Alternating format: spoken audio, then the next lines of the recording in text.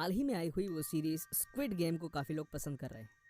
इसके अनोखे और ट्विस्टेड प्लॉट की लोगों ने काफ़ी तारीफ की, पर मैं इसे कभी देख नहीं पाऊंगी। इस शो में एक ऐसी चीज़ है जो मुझे अनकंफर्टेबल कर देती है, डैलगोना कैंडी। जैसे ही मैंने इसके बारे में सुना, बहुत सारी पुरानी और डरा देने वाली यादें मेरे सामने आ गई। इस कोरियन कैंडी के बारे में तब से जानती हूँ जब से स्क्विड गेम जैसी वेब सीरीज दुनिया में मशहूर भी नहीं हुई थी। मेरा नाम सारा स्टीवर्ट है और ये मेरी कहानी है। मैं शहर से दूर एक गांव में पली बड़ी हुई, ताज़ा हवा, खुला आसमान और खिलखिलाते लोगों के बीच। एक छोटे से गांव में रहने की वजह से हमारे पास मस्ती करने के लिए ज़्यादा साधन नहीं थे। उस समय में बच्चे पार्क्स में खेलते थे, मिट्टी में कूदते थे और बारिश के पानी में कागज़ की नाव चलाते थे। बचपन आसान और मासूम था।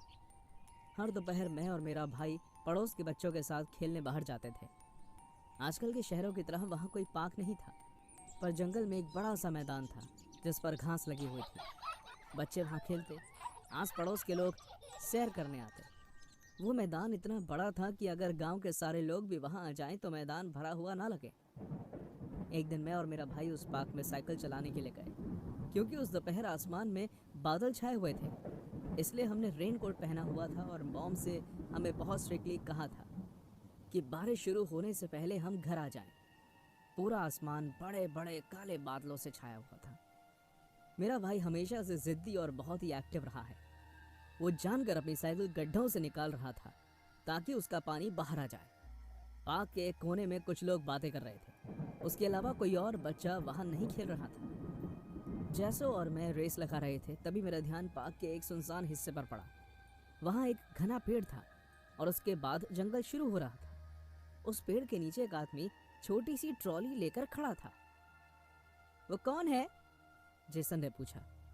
मैंने उस ओर देखते हुए कहा, हाँ, वो शायद कैंडीज बेचने वाला है। क्या तुम्हारे पास पैसे हैं? हाँ। तो चलो ना, फिर चलते हैं। ऐसा कहते ही जेसन जोरों से अपनी साइकिल चलाते हुए इस कैंडी मैन की तरफ जाने लगा। उसकी बड़ी बहन होने के नाते मुझे उसके पीछे जाना पड़ा। जब उसके पास पहुंचे तब हमने उस आदमी को ठीक से देखा। उसके कपड़े काफी पुराने और फटे हुए लग रहे थे। शायद खुद को बारिश से बचाने के लिए उसने एक पुरानी हैट भी पहनी हुई थी। मुझे जिस चीज ने सबसे ज्यादा हैरान किया वो थी कैंडीज। वो एक बड़ी कैरामल की लॉलीपॉप जैसी लग रही थी जिस पर अलग अलग शेप्स बनी हुई थी। सारी कैंडीज एक ही फ्लेवर की थी। मुझे लगा कि वो एक गरीब कैंडी बेचने वाला आदमी है, जो उसके पास है उसी के सहारे वो कुछ पैसे कमा रहा है। वो अजीब तरीके से हंसा और उसने कहा, क्या तुम कैंडी लेना पसंद करोगे? कितने की है? $1 की 2 कैंडीज। कैंडीज का साइज काफी बड़ा था, इसलिए उनका प्राइस सुनकर मैं हैरान हो गई। मैंने सोचा यह काफी सस्ती है। इससे पहले कि आगे कुछ पूछ पाती, जेसन चिल्लाने लगा, मैं ये वाली लूंगा। उस आदमी ने जेसन के हाथ में अम्ब्रेला वाली कैंडी दे दी। मैंने उसको पैसे दिए और उसने एक दूसरी कैंडी मुझे भी दे दी। मेरी वाली पर स्टार बना था। पैसा लेकर वो मुस्कुराया और उसने कहा, तुम लोग अकेले यहाँ क्या कर रहे हो? तूफान आने वाला है। हम बस अब घर के लिए ही निकल रहे हैं। चलो जेसन। ऐसे कहते ही मैंने अपने भाई की तरफ देखा। तब तक वो कैंडी की एक बड़ी बाइट ले चुका था। उसने मेरी बात पर कोई ध्यान नहीं दिया, बल्कि झट से कैंडी मुंह से थूक दिया और बोला, ये बहुत ही घटिया है, तुम सबसे खराब कैंडीज बनाते हो। उसने बची हुई कैंडी भी जमीन पर फेंक दी और उसे अपने पैर से कुचल दिया। कैंडी के टुकड़े टुकड़े हो गए। मुझे उसके बर्ताव से शर्मिंदगी हुई। चाहे उस कैंडी का टेस्ट कितना भी बुरा क्यों ना हो, उसे इस तरह उस आदमी की इंसल्ट नहीं करनी चाहिए थी। मैंने उसे डांटा, जेसन, क्या मॉम ने तुम्हें यही सिखाया है कि तुम्हें किस तरह पेश आना चाहिए? मैं उसे और डांटने वाली थी, पर उस आदमी ने मुझे रोका और कहा, कोई बात नहीं, वो सिर्फ एक बच्चा ही तो है। फिर वो जेसन के करीब आया और उसने कहा, मुझे माफ करना, शायद मौसम की वजह से ये खराब हो गई हैं। मेरे पास ताज़ी बनी हुई और बहुत सारी कैंडीज घर पर हैं। अगर तुम दोनों चाहो तो मेरे साथ आ सकते हो। मैंने पीछे मुड़कर देखा। पार्क में हमारे अलावा और कोई नहीं था। मेरे दिमाग में खतरे की घंटी बजने लगी। मैंने सोचते हुए कहा, काफ़ी देर हो गई है, अब हमें चलना चाहिए। मेरे भाई के बर्ताव पर मैं आपसे माफ़ी मांगती हूँ। ओके। वो आदमी फिर पहले की तरह हंसा और कहने लगा, इट्स फाइन। मुझे लगा शायद तुम लोग मेरे बने हुए खिलौनों से खेलना पसंद करोगे, पर काफी बुरी बात है कि तुम्हें घर जाना पड़ रहा है। खिलौने? सर प्लीज प्लीज चलो ना, मुझे खिलौने चाहिए। जेसन पर मॉम ने घर लौटने के लिए कहा है। अभी तो बारिश शुरू भी नहीं हुई है। उन्होंने कहा था कि बारिश शुरू होते ही घर लौटने के लिए। चिंता मत करो, मेरा घर पास में ही है। मेरे दिमाग में जितने मर्जी रेड अलर्ट्स क्यों ना आ रहे हों, मैं फिर भी फ्री खिलौने से खेलने का मौका हाथ से जाने नहीं देना चाहती थी, और ना ही कैंडी, बिल्कुल मेरे भाई की तरह। मैंने हार मान ली और हम उस आदमी के साथ उसके घर की तरफ चल दिए। उसने अपनी ट्रॉली चलाई और उसके पीछे पीछे हमने अपनी साइकिल। पार्क को पीछे छोड़ते हुए एक पतली गली से हम जंगलों की ओर चल दिए। 5 से 7 मिनट चलने के बाद हम एक छोटे से लकड़ी के घर के सामने आकर रुक गए। ये है मेरा घर, अंदर आओ। उस आदमी ने अपनी ट्रॉली एक साइड पर लगाई और दरवाजा खोला। हमने अपनी बाइसिकल्स घर के दूसरे साइड पर लगा दी और उसके साथ चल दिए। वो बहुत ही छोटा घर था जिसमें ना के बराबर फर्नीचर था। घर के अंदर काफी बदबू थी, जैसे काफी महीनों से सफाई ना हुई हो। वो आदमी हमें एक दूसरे कमरे में ले गया। वो एक किचन जैसा लग रहा था। मैंने सिंक में गंदे बर्तन देखे जिस पर कीड़े चल रहे थे, बचा हुआ खाना खाने के लिए। इतनी गंदगी देखकर मुझे घिन आने लगी। स्टोव पर एक पैन रखा था जिसमें कैरमल जैसा लिक्विड था। उस आदमी ने स्टोव जलाया और हमें कोने में रखी कुर्सी पर बैठने के लिए कहा। मैं उस कुर्सी पर बैठ गई, पर जेसन नहीं बैठा। अंकल, खिलौने कहाँ हैं? मुझे अभी चाहिए। तुम एक बहुत ही जिद्दी बच्चे हो। क्या तुम अपनी बहन से कुछ नहीं सीखते? मुझे अभी के अभी खिलौने चाहिए।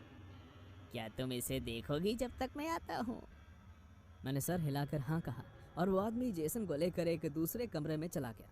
मैं बैठकर उस सिरप को उबलते हुए देख रही थी। कुछ पल बीत गए और जब वो दोनों वापस नहीं आए तो मुझे चिंता होने लगी। अचानक मैंने अपने भाई की आवाज़ सुनी, जैसे वो दर्द में कुछ फुसफुसा रहा हो।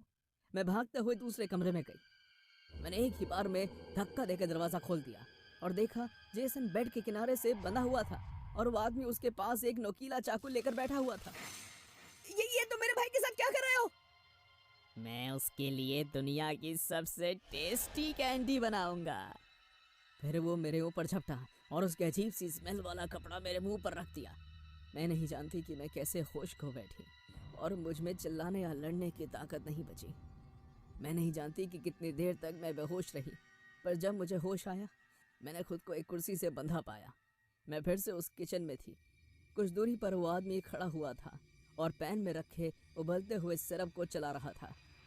उसने पूरा ग्लास भरकर रेड लिक्विड उस सिरप में डाला। उस लिक्विड के डलते ही पूरे कमरे में एक बहुत ही गंदी जलने की स्मेल आने लगी। ओह, तुम उठ गई। तुम्हें पता है ये क्या है? उधर देखो देखो। मैंने किचन के उस कोने में देखा जिस तरफ वो आदमी इशारा कर रहा था। वहां मेरा भाई नीचे जमीन पर पड़ा था और उसकी आंखें बाहर को आ गई थी और उसकी कलाई कटी हुई थी। उसका खून फुहारे की तरफ बह रहा था। उस आदमी ने मेरे भाई की कलाई से खून निकाला और उसे सिरप में डाल दिया। कुछ देर और उसे चलाने के बाद आदमी ने इसे एक बड़े गोले के आकार के ट्रे में डाल दिया और फिर एक बैलून के आकार को लेकर उस पर छाप दिया। उस सिरप अब मेरे भाई के खून से लाल रंग का हो गया था। तो ये लो, दुनिया की सबसे टेस्टी कैंडी तैयार है। ट्राई करना चाहोगी? उस आदमी ने बैलून शेप की उस रेड डालगोना कैंडी को मेरी आंखों के सामने अपनी जीभ से चाटा। रेड ब्लड उसकी जीभ पर चिपक गया और उसकी जीभ भी लाल हो गई। उसने अपनी आंखें बाहर निकालते हुए मेरी ओर देखा और कहा, अब तुम्हारी बारी है। मेरे भाई के खून से बनी हुई कैंडी लेकर वो मेरी तरफ आने लगा। मैं उसके आगे रोई, गिड़गिड़ाई कि मुझे जाने दो, पर वो नहीं माना। वो घुटना के बल आकर मेरे सामने बैठा और उसने जबरदस्ती मेरे मुंह में वो कैंडी डाल दी। उसके गंदे टेस्ट की वजह से मैंने उसी वक्त उल्टी कर दी और तभी मैंने घर में किसी के पैरों की आवाज सुनी। जहां हो वहीं खड़े रहो वरना हम तुम्हें गोली मार देंगे, पुलिस ने उस आदमी की ओर गन करते हुए कहा। मेरी आंख हॉस्पिटल में खुली और पास ही में मैंने अपने पेरेंट्स को रोते हुए पाया। जब मैं और मेरा भाई घर नहीं लौटे तो हमारे पेरेंट्स ने हमें ढूंढना शुरू किया। गांव के कुछ लोगों से उन्हें पता चला कि हम इस अजीब सी दिखने वाली कैंडी मैन से बात कर रहे थे, और वो आखिरी बार था जब उन्होंने हमें देखा था। पुलिस वालों की मदद से मेरे पेरेंट्स ने हमें ढूंढना शुरू किया और कुछ दूरी से मेरी चीख सुनी। उसे सुनते सुनते उन्हें यह घर मिला और फिर उसके बाद क्या हुआ वो सब समझ ही गए थे। उन्होंने मुझे तो बचा लिया, पर मेरा भाई उस दिन मारा गया। उसका बहुत खून बह चुका था और हॉस्पिटल जाते जाते वो दम तोड़ चुका था। उस आदमी को उम्र कैद हो चुकी है। मैं इस वेब सीरीज़ को कभी नहीं देख पाऊंगी, चाहे लोग इसे कितना भी अच्छा क्यों ना कहें। स्क्विड गेम मुझे वो डालगोना कैंडी याद दिलाती है जो मेरे छोटे भाई के खून से बनी हुई थी।